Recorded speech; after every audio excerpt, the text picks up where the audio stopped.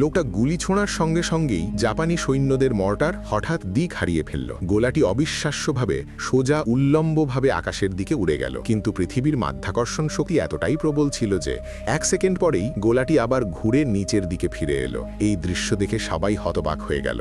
দেখতে দেখতে গোলাটি আবার ঠিক আগের জায়গার দিকেই পড়তে শুরু করলো। জাপানি সৈন্যরা সেটা দেখে আতঙ্কে বিকৃত মুখে চেয়ে রইল। সেই মুহূর্তে সবার হৃৎপিণ্ড যেন গলার কাছে উঠে এলো। গোলাটি দ্রুত গতিতে নিচে নামতে লাগলো। লোকটি আকাশের দিকে তাকিয়ে বুঝল সেও এখন নিরাপদ নয়। কিন্তু জাপানিরা তখন আর পালিয়ে বাঁচার সুযোগ পেল না।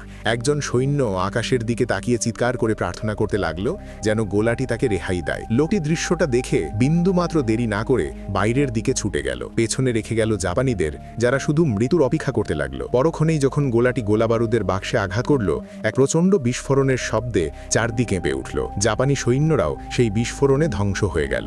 একই সঙ্গে লোকটি ঝাঁপিয়ে পড়ে বিস্ফোরণের অভিঘাত থেকে নিজেকে বাঁচিয়ে ফেলল।